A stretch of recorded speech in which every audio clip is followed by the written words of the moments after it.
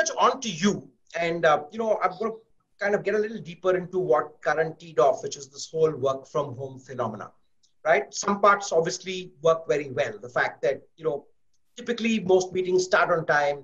In an office, you can always kind of amble in with your coffee 10 minutes late to a meeting. On a Zoom call, it doesn't work as well. And the fact that agendas are preset and, people tend to get more disciplined.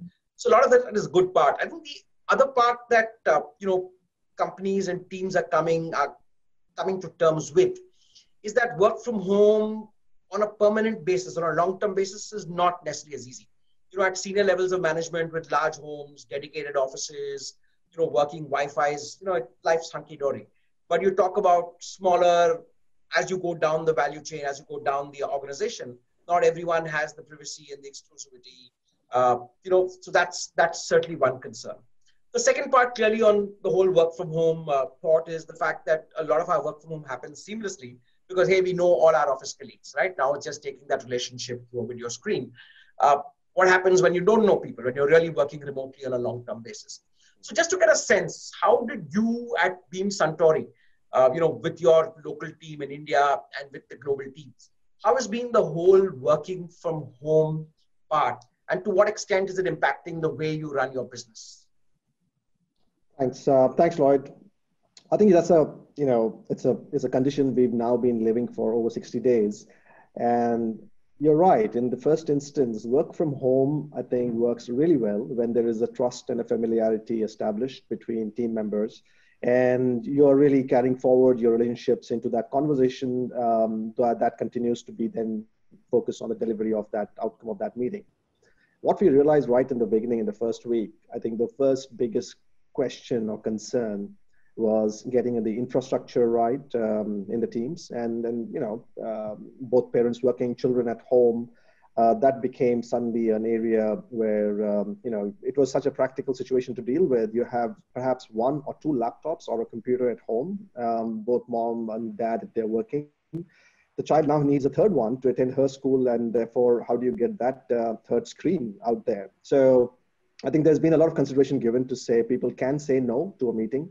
Globally, we've taken a view that every Friday going forward is a work from home Friday anyway. So that has helped people plan their lives a little better, including in India. And in the last 3-4 weeks and in the following 2 or 3 weeks, we will continue to give off one day in a week as an additional holiday globally. So there's been some flexibility drive to say, how do we keep our teams believe that they are going to be efficient? Surely they all want to come on those calls. But of course, how do you keep the balance?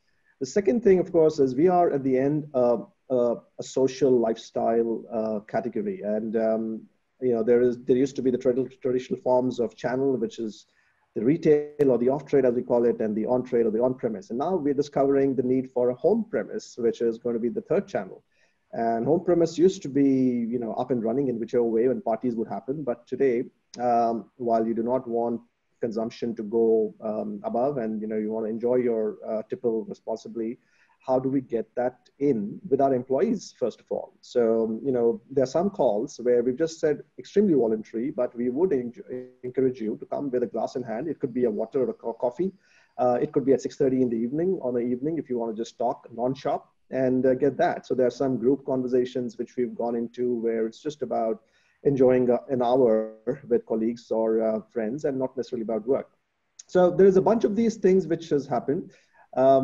We've also recently said that if you need to, in a work day, take off 45 minutes between a meeting to cook or to, have a quick nap and de-stress, it's okay. Your manager will understand. So those are things which I think a progressive organization will continue to look at. People are concerned. People are genuinely wanting to perform and deliver, and they're doing a great job. However, I think it's incumbent on the organizations to also believe that, first of all, there is trust in this relationship. Secondly, there is security in the job. And third, it's okay if your child comes in the screen or you want to say no to a meeting.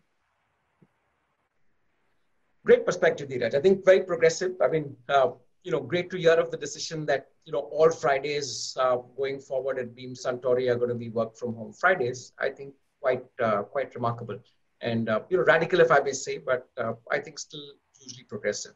and also recognizing the fact that people have other priorities when they work at home. There are other issues. In fact, just to play on the point you mentioned about laptop times being shared, I think that's a reality. My last organization, HP, saw a big surge in the need for laptops when the lockdown first started. And also at the back end, the whole issues about security, the fact that a lot of decision making that was happening within closed doors is now happening remotely and is happening across various levels of the organization, which is also raising questions about, do we delegate enough, right? It's okay with senior levels of management, to get decisions done over a conference call, but we're talking about the front line.